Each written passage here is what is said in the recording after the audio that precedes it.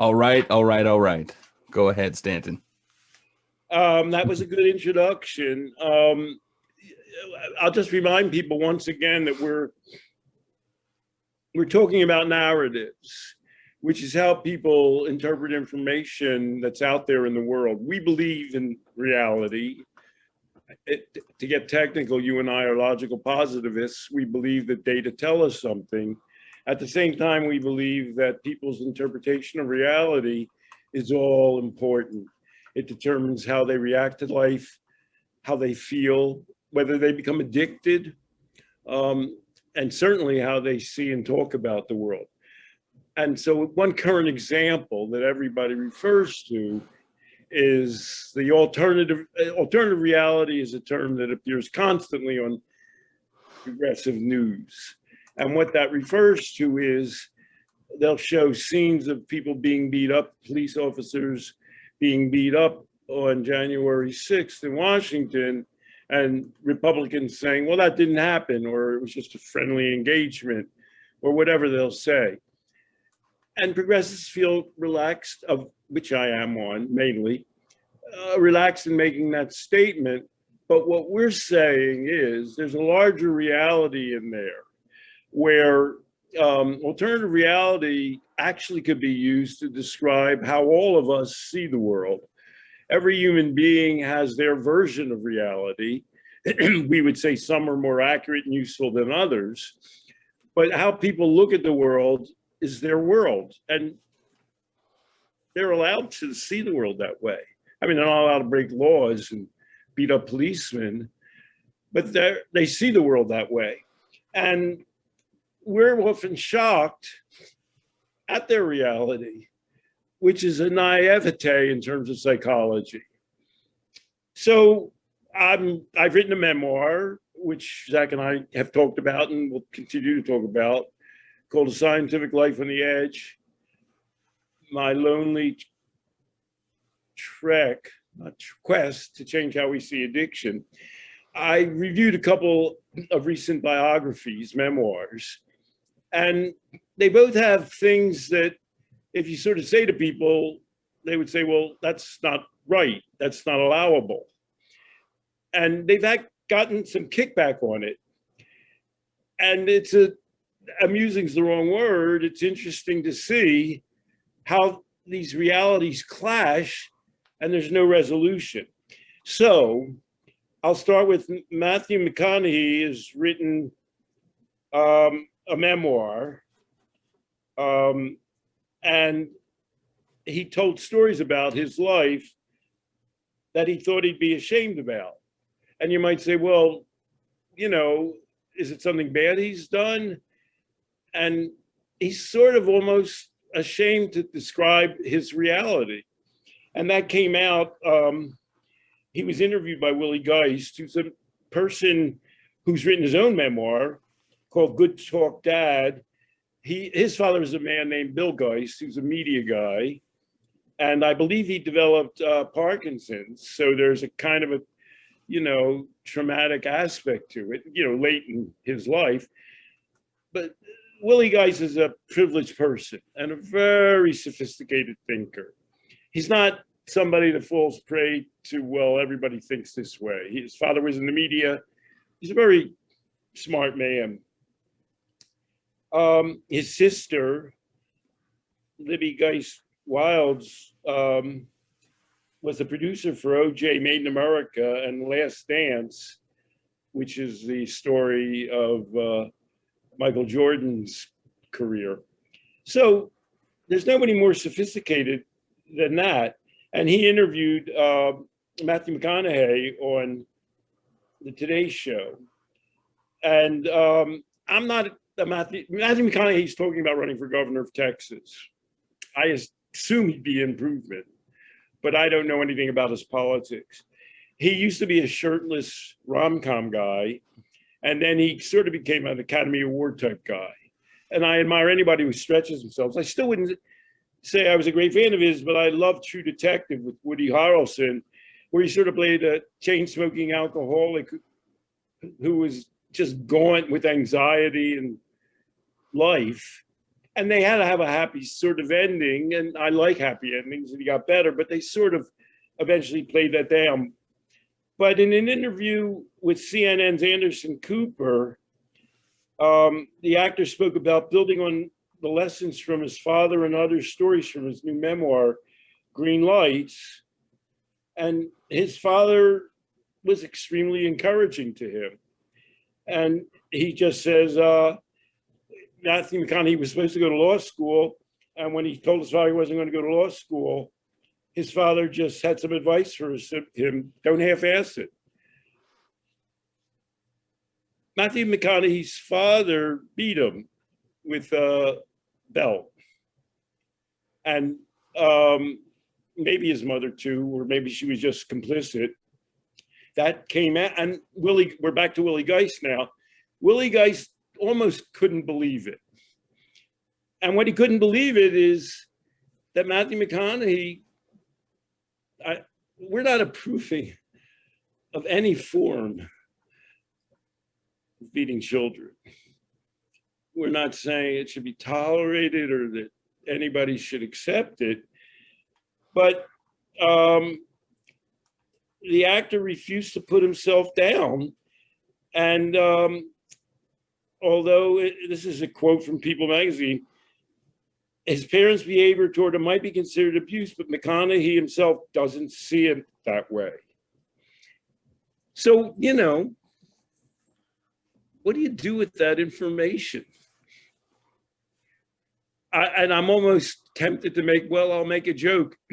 They should have had Gabor Mate interview him. Yeah. Gabor Mate finds that people have suffered abuse and have become drug addicts because they were mildly bullied at school and they didn't tell their parents. McConaughey was beaten with a belt, maybe a belt buckle. I don't want to exaggerate the crime. I believe his father's dead now, but he still talks to his mother.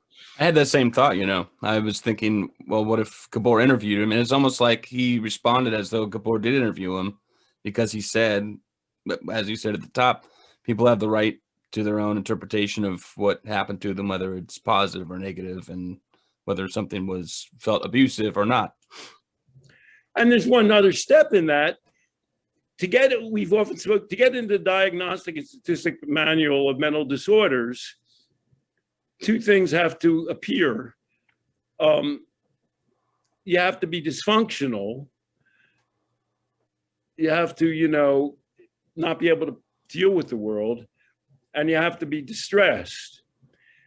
You know, and Matthew McConaughey is a beyond successful human being. I mean, and he has a family, he has children. And naturally, he says he would never touch his children. In fact, he's an example of somebody who says, well, I learned from that experience that that's just a bad way to go. Yeah. He's processed it. And so, you know, and he's not a drug addict or an alcoholic, and he's one of those people who seems to be destined to be married to one person his whole life. You know, you can make up that he's distressed and dysfunctional, but by the time you get down to that level, well, you're really you're working hard, and B, when you dig that deep, every human being on the planet would qualify. He took the good with the bad. He decided that being hit was bad. It didn't feel good, but it didn't destroy his relationship with his family, and it didn't make him unsuccessful. It didn't lead to impairment or distress.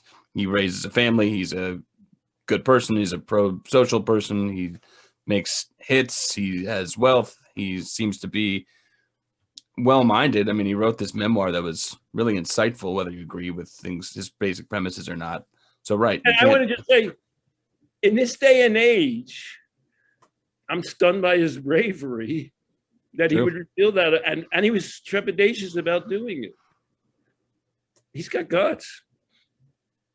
So he, like you were saying, nothing about his childhood made him repeat it, which is another sort of Gabor Mate thing that is transgenerational. These kinds of things that happen, and they're sort of stored away somewhere in your subconscious, very Freudian, and sort of stored away somewhere in your subconscious, and you're bound to repeat it. I don't see signs of that. And it's interesting that he stepped out and spoke so clearly about that. He's he's the guy on a pedestal for transgenerational trauma. You would just say, well, Gabor Mate, yeah. Not him. And he's, once again, the vast majority of people who've had those experiences don't repeat them with their own families. So now I want to turn to,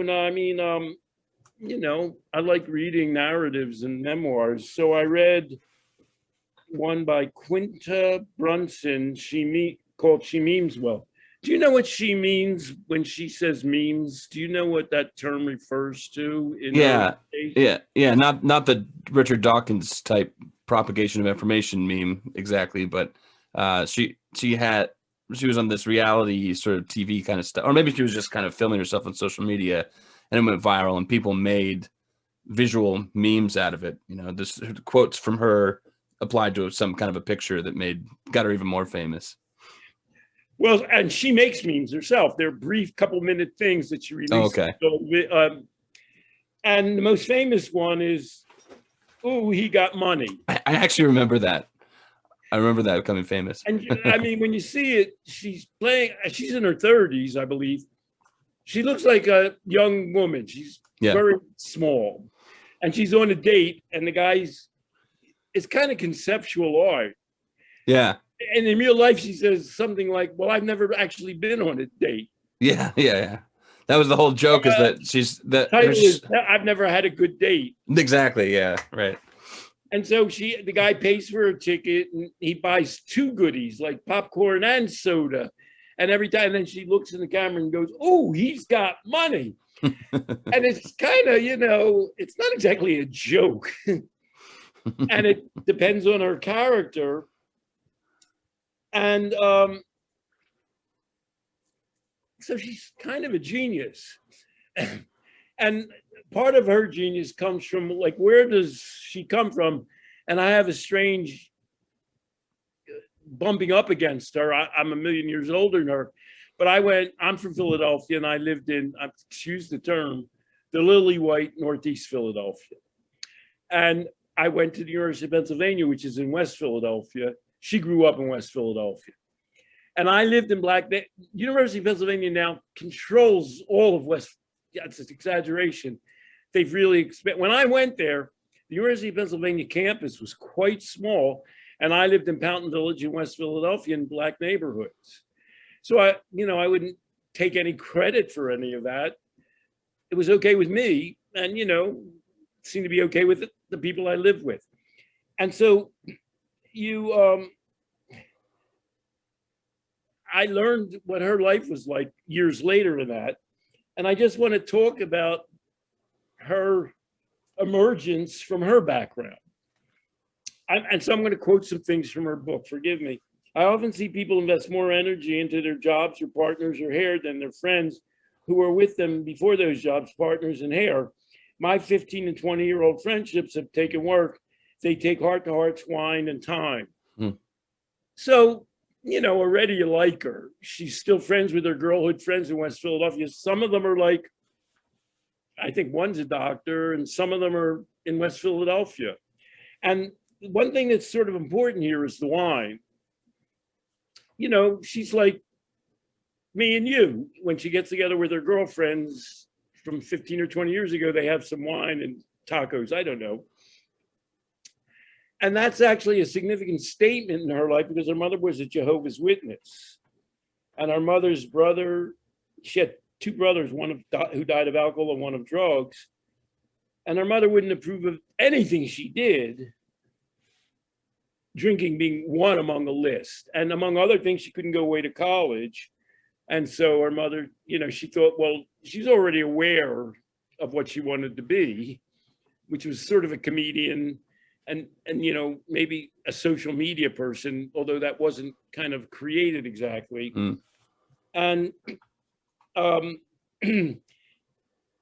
let's jump to the present. My mom and I chat on the phone every day, almost every day. Our conversations range from reasons why the president at the time is an idiot, to whether or not she thinks my period is normal, what rerun of The King of Queens she just watched. We're all over the place. So, you know, that's a mom and a daughter. They don't, you know. But that wasn't the way things started when she came up.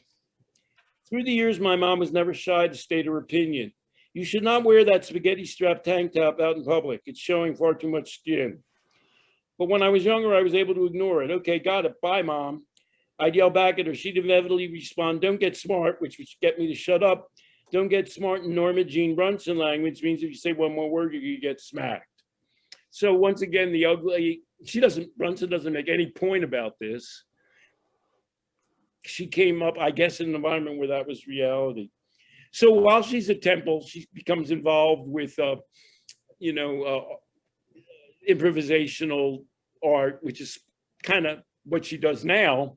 And so, you know, she had her mother drove her somewhere, and she was criticized where she's going to be with people, some of whom are men, and her mother's running her down. Are you serious? And finally, she's in college now. I would, maybe she's an adult. Well, she's over 18.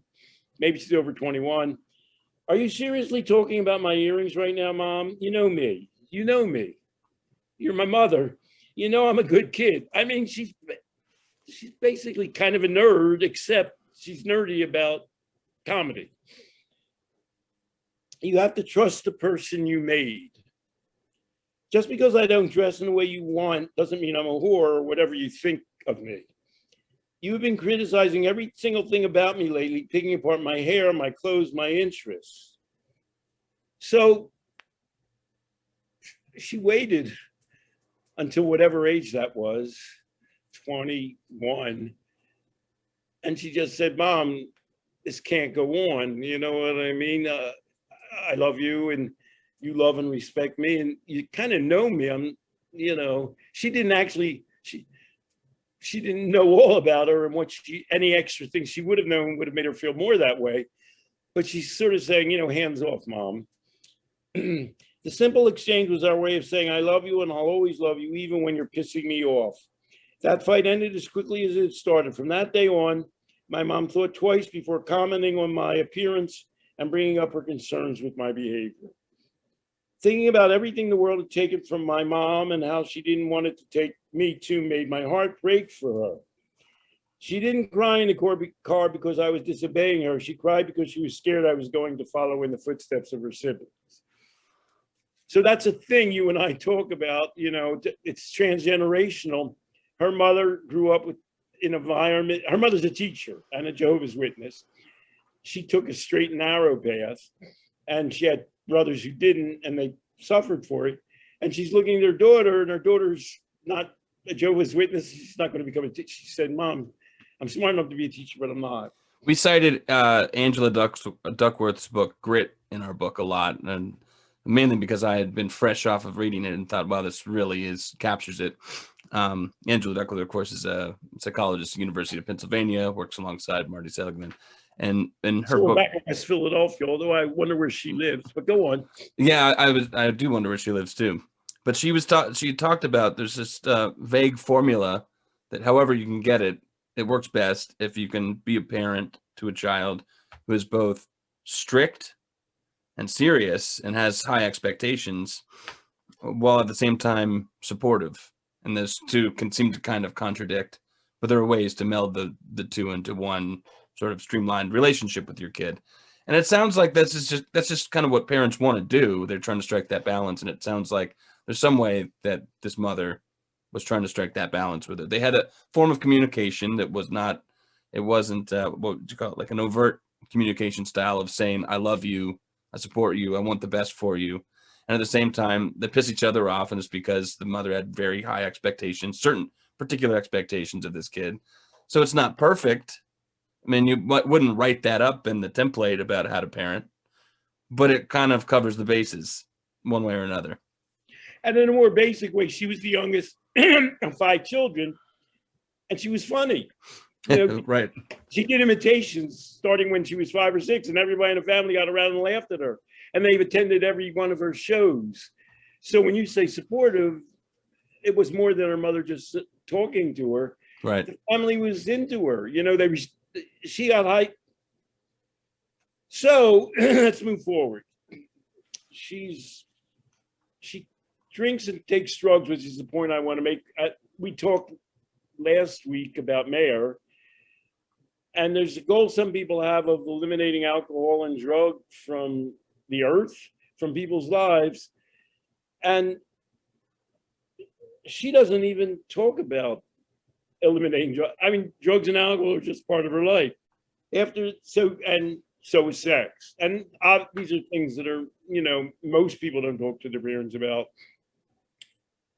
But she really couldn't talk to it about with her mother.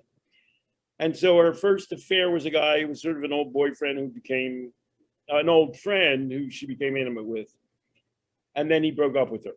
He moved to Chicago to go to some kind of school. And she would save money and fly to see him and make up some elaborate story. I mean, she wasn't telling her mother what she was doing. And he broke up with her. And now we're harkening back. This is kind of a unifying podcast. You really think love is addictive? Do you really think that's possible? And my answer to that is it's the worst addiction. After he broke up with her, I fell into a deep depression. At the time, I didn't really have depression in my vocabulary. So I didn't know what I was dealing with. Nowadays, there are healthier dialogues around mental health.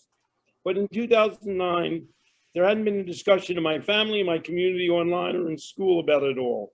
I had no words to describe what I was going through. I was just paralyzed with sadness. At the time, I honestly thought depression was only something that could happen after someone died or if you were sick, not from heartbreak. So that might be something she still wouldn't learn today, that she was going through withdrawal from love addiction. I began to deteriorate. No, we still might think we're joking.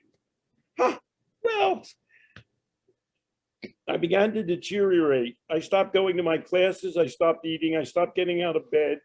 I would smoke out of a homemade bong made from a Coke bottle and tinfoil and watch the same DVD of Bruce Almighty over and over again. Not because I loved the movie, but because I couldn't pick myself out of bed to change this to a different one.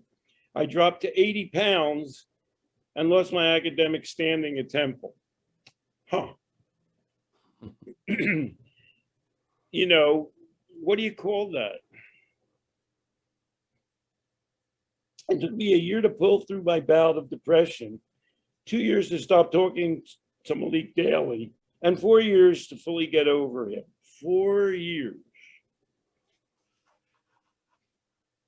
You know, sometimes people complain after they quit smoking that a year or two later they still want a cigarette.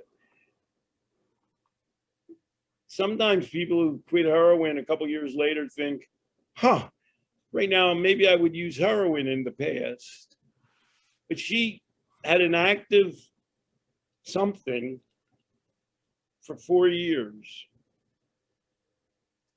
I didn't get handed closure. I earned it. Second, hour by hour, until I was finally able to shut the door on Malik, forgiving him for hurting me and move on. So that's that's a bad medication. What's the cure for withdrawal?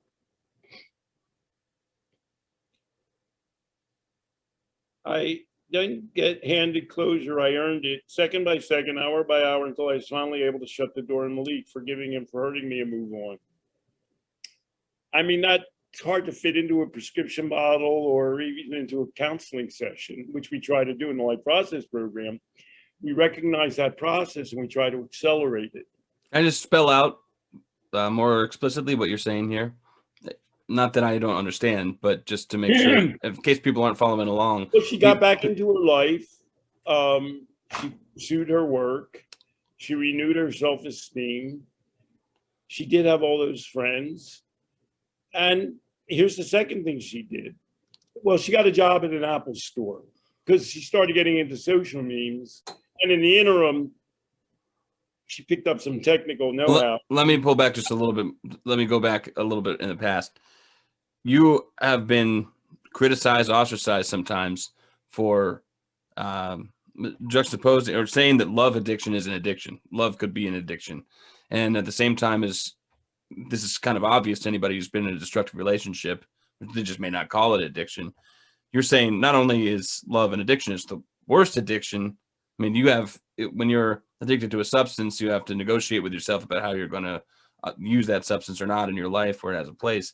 And a relationship addiction, you have a person that that's either responding back to you, you have different interests, or a person that you expect to respond and doesn't, you hold out for it, and it can be really destructive. And what you're describing here is a period of actual withdrawal from a relationship that she had formed that had become destructive, and it's created this experience that she's having a hard time recovering from. So if you do consider it, if you can follow it all the way through and you consider this the same process as any other addiction, then you might say, why would it make sense that there would be medications that kind of solve one addiction to drugs? What would it be that would be the medication that solves this love addiction and withdrawal? So that I just wanted to spell it out clearly. What you're not line we're going going? Zone or Lovitrol.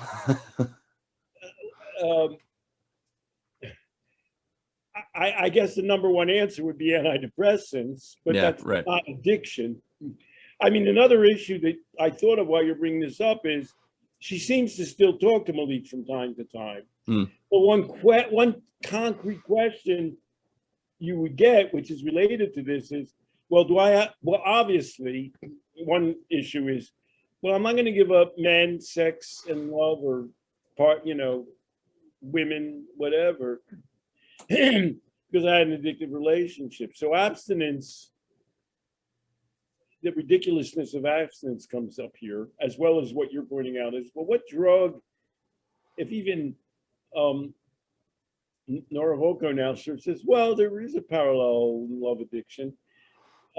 What drug are you going to take for that? Of course, they made that whole movie about that. Can you remember the title of it? Sunshine's in it. Do you know that movie where they erase your memory of your former lover? Eternal Sunshine of the Spotless Mind. Is that what it is? The Jim Carrey movie? Yeah. Yeah. It's an unbelievable, and also stars, I think Kate Winslet's in it. Is that right? It's been a while since I've seen it. Yeah, I think so. It's a mind-bending movie. Yeah. It's like, okay, how do you get over that? Let's erase your memory. And it makes you think, well, wait a second. Can you do that? And right. Is that really a solution? And the other thing it raises, which would be a specific question a client would raise, can I ever talk to that individual again? Specific person, right. In other words, I'm not going to give up men or women or whatever. So here she's got a new date. We walked, and this is her date. We walked into the bar where there was a trivia night happening, something I'd never experienced. She's working an Apple store, and this is her white supervisor. So it's a different lifestyle than she grew up with. It seemed like the kind of thing white people do in movies. But now I got why. It was a perfect conversation starter. The night was incredible, magical even. So when he invited me back to his place, I was not only game, I was practically running to the bedroom. We had some more beers, which led to making out, which led to sex. And right, so, her mother might not read this, like reading this. And mothers around the world and fathers around the world might like reading this. It involves sex and beer. But I hear sometimes things like this happen. And, we could sort of say, well, let's eliminate beer. And it's associated with sex. And you can't just meet a guy and go on a date and have sex with him. There's a lot of things that no parent manual accepts. And some of these things entail public health, the beer, drinking, and sex part. But they're going on, and this is my extremely thoughtful person. After that, we were inseparable. He and I spent every moment we could together, work and otherwise. During that time, Joshua introduced me to so much. He loved to cook and made me all sorts of snacks I never would have tried. He took me camping for the first time and showed me just how beautiful the earth can be. He even introduced me to Bob Marley. Strange, right?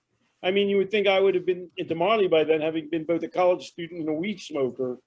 Joshua also introduced me to good weed. I was smoking Reggie before that, as well as Game of Thrones, disc golf, actual good sex, and my own beauty. So there's a bunch of things in there that mental professionals, health professionals, and college counselors might have different reactions to. He upgraded my appreciation of marijuana. I don't know where people would come out on that, but one thinks of Carl Hart, drug use for grown-ups. I think at this point she's 22, maybe. Good sex, we'll just leave that. This is a general publication podcast. And my own beauty. And that, a whole separate thing about memes is she's a short African-American woman who's doesn't fit a certain stereotype of beauty. And she has a whole bunch of sections about how those things are communicated to people, to her, through advertising and sales and commercials and movies, and how she overcame them. So we're not going to get into all that. That's not our department. But she broke up with Joshua. So why did we break up, you ask? Our relationship truly felt perfect. But as we all know, relationships are not meant to be perfect. They take work and sometimes long and exhausting conversations. But we were just coasting. Eventually, I was the one who brought the turmoil to our perfect love life, because she's going to move to California to be a comedian. And he said, oh, why don't you move in with me? And, some people say, perfect. I love this guy. Well, no, I said, picking up my California role, I'm planning on moving to Los Angeles. Remember, she had mentioned. Still, I was hurt. He said, still, I was hurt. It was clear from his reaction that Joshua hadn't taken my goal of moving to Los Angeles seriously. His view of the future had our same uncomplicated relationship in it, while my view of the future consisted of me embarking on a successful comedy career wherever the world would take me. These two views, it turned out, could not coexist. So she had to get overcome love withdrawal before. Are you once an addict, always an addict? If you become addicted to alcohol and then heroin, will you go through extreme withdrawal from each of them? The answer for her is no. Unlike my first relationship, I could reconcile with the breakup quickly and move on. And that's because he didn't play with my feelings at all. When he broke up with me, he told me that he didn't want to stand in the way of pursuing my dreams. And because of that, things had to end between us. He didn't see the point in standing in my way or stressing me out or keeping me from having a relationship with someone who could best support me. Now, I happen to be aware she has a fiance now. So the title of the chapter is My Three Loves. So I thought we were going to go from Malik to Joshua to her fiance, but you don't. My affair with comedy began years before my romantic love. It was truly my first love and will truly be my last. How do you interpret that? So she's sort of saying, well, she has a fiance. I guess I'm sure she's in love with him. But her dealing with, which gets back to your question, relationship withdrawal is, well, you pick it up. You did fine. Is purpose. She probably loves her fiance. I'm sure she does. She also has a passion and a purpose in her life that transcends the ups and downs of relationships. And I think that she can't not follow that. I mean, that's the best antidote for any problem that could occur along the way in terms of any addictions, including relationships. Now, I wonder how her fiance reacts to that. Robert Zemeckis made a movie, In Pursuit of Happiness, and I'm the last scene in the movie. And I talk about people using drugs and alcohol. They've done them forever, a little bit of a preview of Carl. And then I say, and sometimes people, and how do people avoid going off the deep end? And I quoted Freud, and everybody laughed because I said, well, he did it in German, but I don't remember the German word. Yeah, right. But it's the answer to mental health, just like the answer to how you get in DSM is impairment and distress. Freud's answer to mental health was to love and to work. Work and to love, yeah. Yep. As you said, I've thought this before I watched this documentary. I've thought this before. It's like, how do you really improve on that? You can't. You don't really get more fundamentally true than that. And then, some people need to realize that. They need to realize that's the answer. They need to realize how to do that. And so, there's room for counselors. There's and Life Process Program. I don't think she mentions therapy at all. I don't recall her mentioning therapy. I don't think McConaughey mentions therapy really. Mm-hmm. And you said you wonder how her fiance reacts to that. And it's, it could very well be that, it sounds like that's what she's saying, is that one of the reasons she has the guts to pursue relationships, despite what happened to her last one, is because she has this sort of grounding and purpose. So how could that not be her first and major love? About loving. Right. To be able to say, well, I'm on solid ground, and she respects herself, and the second boyfriend appreciated her, and that allowed her, part of her gig is to sort of make fun of, like, when she goes to Hollywood, she describes going to Hollywood parties, and she's not a Hollywood party type person.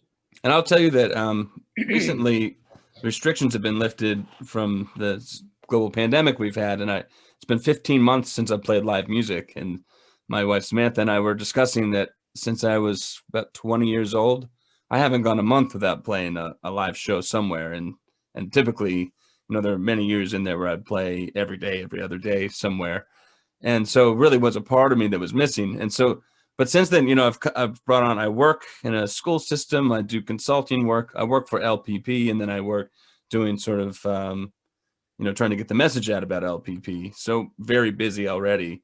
And so I sort of came to her almost like it was a bargaining chip, saying, I could probably book a show somewhere, but we have responsibilities, and I know that maybe I have to. You have a young daughter, right? We have a daughter, and I want to be with her, and I want to be with my wife, and I love my wife. And she said to me, "Well, we kind of agreed to this when we got married. Music is very important to you, so let's just make it work." And I think that kind of mimics this relationship that you're talking about in this memoir, where there are certain passions that I have that are non-negotiable. It's just that I do them, that I love them. The negotiation part is how it works out in the context of my other involvements and relationships, and do I have people in my life who accept them? And when you said to me, well, we can do this podcast at this time or that time because I'm doing a couple of gigs, I had, I rushed through all the things you said. I said, well, gosh, he's been doing this forever. He gave it up or wasn't doing it much, and now he's returned to it. And then I thought, he's got a lot on his plate, But then, your wife said, I understand that, without she didn't make you write a contract. Right. Have certain obligations, to me and your daughter and being around the house, whatever those are. But, I respect both your purpose. I respect and love it. And, also I respect your ability, that I'm going to possibly remind you of about your other connections and obligations. And there are certain things that she has that are similar, where I would say, well, you have to go do it and we'll make it work. And that is why that's why I love her more than any other person that I could love. That's why our relationship keeps growing. And it, because of her, I'm allowed to do all the things that give me purpose otherwise. And because of my purpose, I'm allowed to, it gives me the ability to build a kind of a growing relationship. So there you go. There's the MAT for love addiction. So,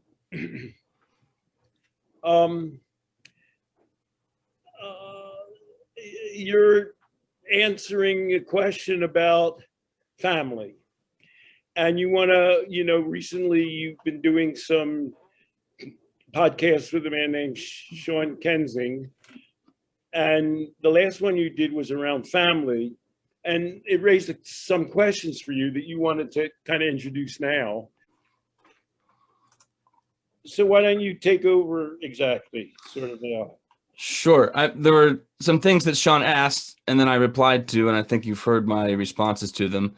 And truly, Sean Kensing, the person interviewing me, he doesn't give me like a show note ahead of time. He just comes with questions, and I kind of answer him on the spot the best I can. One of those things I could go back, and if I had to write it, I'd probably write a better one. But I just want to get your take on some of these things and maybe bring them up for discussion. One of the things that he asked more elegantly that I put it here is something like, what do you do when the motivation for the person that you're doing clinical work with, let's say it's a family dynamic, so it's a mother who sends her son to therapy. He wanted to know, where do you even start when the son might be coming in for one set of problems that he thinks are problems. The mother is sending the son to speak with you, or paying for the son to speak to you because she thinks that they're a whole different set of problems. Or maybe the son's coming to you and saying, there is no problem, my mom just wants me to do this. Insofar as I'm speaking to everybody in the family, how do I make those connect? How do I be honest with everybody and make those connections? And I just want to say, watching you and Sean Kensing, we call it the devil's advocate, because Sean's sort of always, he's more LPP than not. I mean, he's not a 12-stepper for sure, and he wasn't a 12 steps. Sort of tongue in cheek, yeah. And so he's going in another direction, and he's like throwing out questions to you for you to parry. And it's a real working counselor's, what do you do with? Mm-hmm. And so that's, you're talking about an example of that. So can you take it a little bit further where you two came up with that, where you two went on with that? Sure. I'm interested to get your take on things, but I'll think where we landed was this is because there's different people, there are different conversations to be had. And okay, people can have different ideas about what problems are. But one thing that's always going to be true is, even if there's always something to solve and there's always movement to make in the positive direction. Even if someone's coming to you and saying, I mean, there is no problem, I just can't get my mom off my back. Well, we could kind of bring it out through motivational interviewing. It sounds like there's the problems that your mom is saying are problems don't really speak to you, but you are talking about the problem of you and your mom's communication. Want to talk about that? So there's something there to start with. In that case was, my mom's a Jehovah's Witness. Mm-hmm. You're not allowed to date or drink, and she had brothers who died. So I've seen cases where a young person is put in rehab based on that alone. Right. And, clinically you would say, well, the mother sees that as a problem. That's one example. Obviously there are a lot of examples where, the kid's screwing up. And so partly you're negotiating that communications to make it more effective in terms of what she did. Mom, I'm okay, versus mom saying, you're in this family, you need to do something. There's obligations you have. And you're a person who's seen 10 million times something that everybody knows, at Sean knows. Yelling at people and punishing them has a limited applicability, effectiveness. Absolutely. And the thing, I think you even put in quotes from the memoir, I forget the woman's name, I'm sorry, the memoir we were just talking about, Quinta Brunson, that memoir you were just discussing. She talked about even in our most kind of destructive communication, there's still a subtext there, which was, I love you and I care about you. And that really speaks to what I try to do all the time. I think that there's kind of a sub communication going on with loving families all the time, that they're maybe just trying to bring to the surface and make a little bit more clear for each other.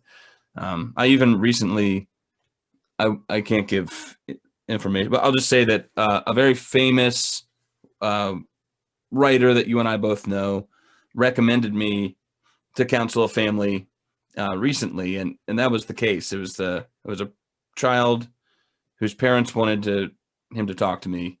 He didn't quite get why. I played devil's advocate with him. Well, let's put yourself in their shoes. Why do you think they might be saying that you're here? And then I asked him about, well, what are your interpretations of this? And the question back to him is, well, what needs to get communicated to your parents, do you think, to make them understand your perspective, or make it so that they're not going to just knock your The perspective? basic thing about LPP is sometimes people come in and they it's for themselves, well, they're adults. Do I have an addiction? And what we try to do is track back to their actual problems. Well, you're here, you have some concerns and some things aren't working. Can you just tell me what you're worried about and what problems you have? And you do the same thing with that, say, let's say it's a young boy or whatever, young adult. Well, you tell me what problems you see happening. Well, you're here for starters and you wouldn't prefer not to be here. You're having clashes with your parents. Is that a problem? And then you logically unravel that back to what the problem is. Right. Right. And you do it in a calm, you're not labeling anybody or anything. You're not saying, well, you're addicted, which an awful lot of child therapies, oh, you've got this or that. But you're an unspooler. You're a problem solver. It's always possible. I'm thinking about the kids I work with in schools now, but it's always possible that the kid is right. Like there's a total misinterpretation of what I'm doing as being problematic. But people aren't quite understanding what I'm doing. I think they've taken a different interpretation for some reason. And so just wherever, there's some point where two people need to understand each other in order to build the relationship and move away from me and then stay constructive and collaborative. So that could happen at any point. You're right. You unspool until the knot's untangled. And then there's some wiggle room for good communication. And another critical thing in what collaborative is a giant word in your lexicon and therapy work. I think it's the same with Sean. You realize your goal is not for you or the therapy program to be a permanent part of the people's existence.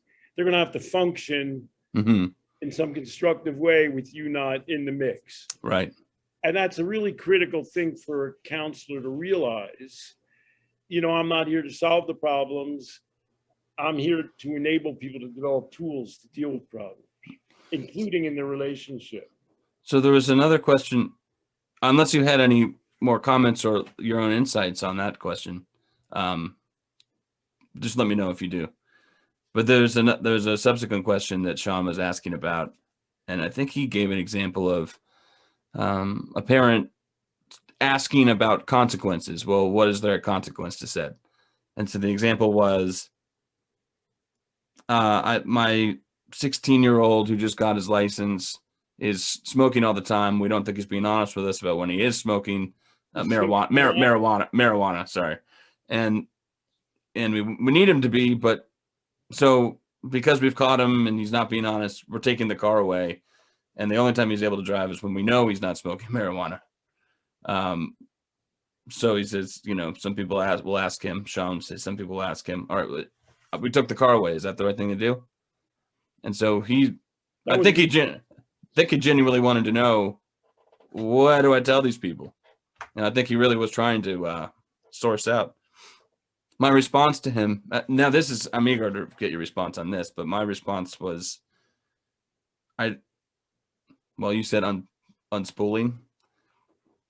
I like to know that, or I like to help people think about why they're setting consequences. And is this a logical consequence? Is it something that fits the underlying behavior that you wish to go away? And why is it that you want the behavior to go away? So even you're trying to, reality therapy, motivational learning is trying to tie the person directly into the world. Right. You're trying to make him, in this case, realize that his mother might be whatever and over worrying. On the other hand, there's some real things in there. Sometimes I've noticed, sometimes when you're concerned about a loved one, time feels of the essence. So you'll make a decision that you hope stamps out some behavior in the moment without a great contingency plan, without a great plan moving forward. So I also suggested to Sean, if you broaden your scope a little bit, think about, you have a 16-year-old who you want to adopt some responsibility. Are you actually, if you take a car away, is it possible that there are going to be situations that arise in the future where you're actually limiting his ability to generate further responsibility because you've taken this thing away. So it's a balancing act between a safety concern. You wouldn't want to take her mother didn't want her driving to a session where she was practicing, improvisational art. Right.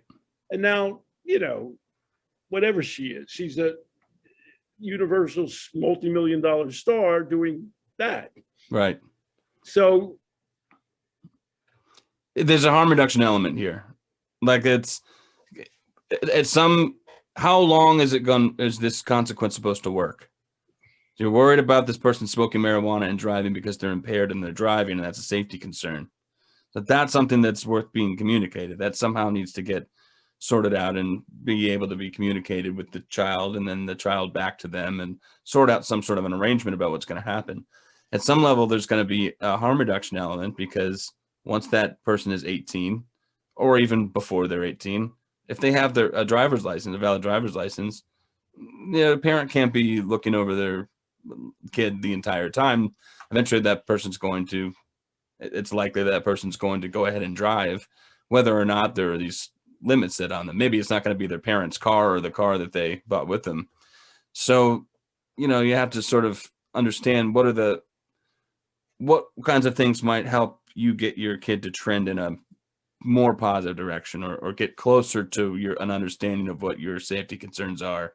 That you'll become a self-sustaining mechanism. Exactly. So if there's a no driving clause, I'm always interested to hear. There's no right answer, by the way. It's like you can't say, yeah, that's a good idea, or no, that's not a good idea. That's what the kid deserves, or that's not what they deserve.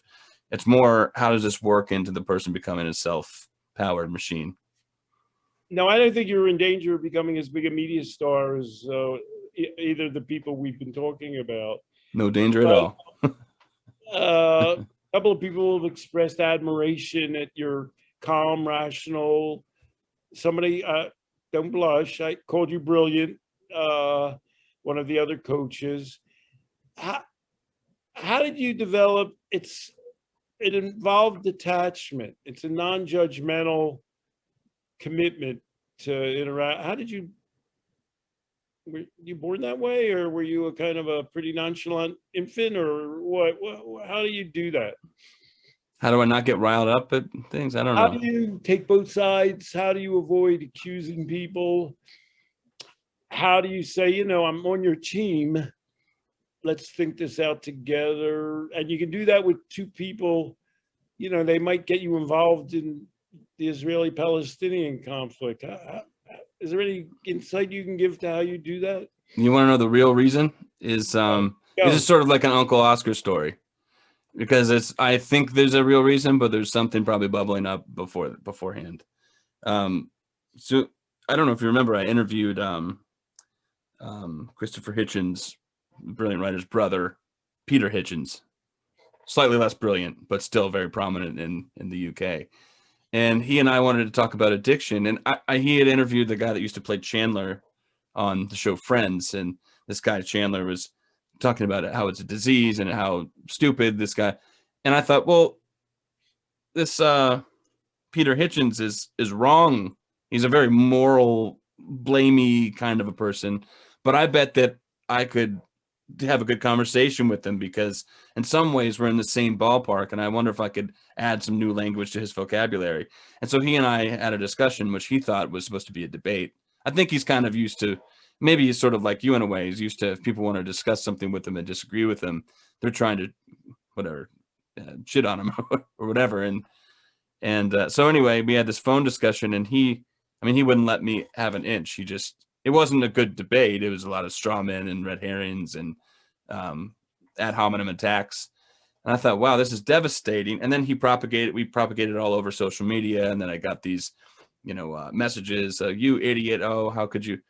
And I thought, wow, this is crazy. And I don't know what came over me, but there was one of Peter Hitchens' fans who was making these comments. And I think it was just on a whim. I said, hey, if you want to come talk to me, you could do the interview with me. Let's see how you do. He said, well, fine, I will.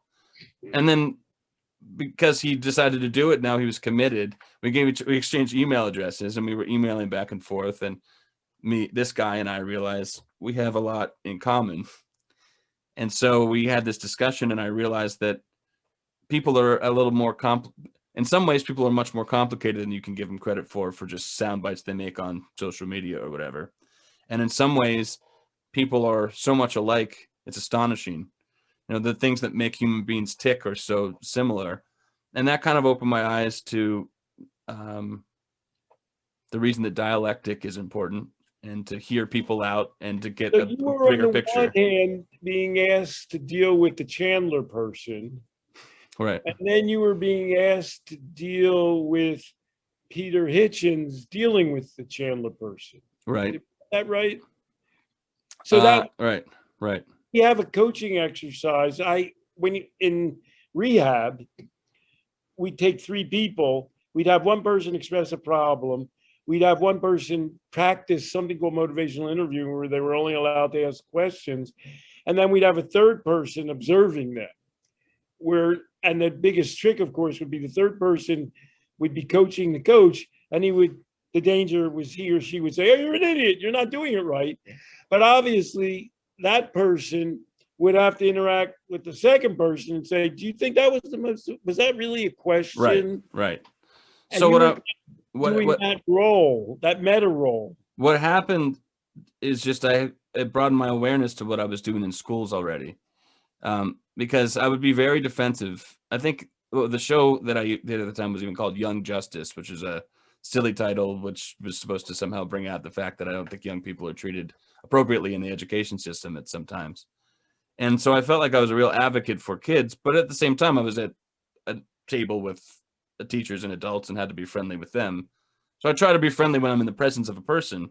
And so that whole thing opened my eyes to that I do this role all the time. I'm sort of code switching between being a child, or even a dysfunctional acting kind of a child, and a teacher in a school who more or less wants to do the best by the students in the school and who aren't communicating.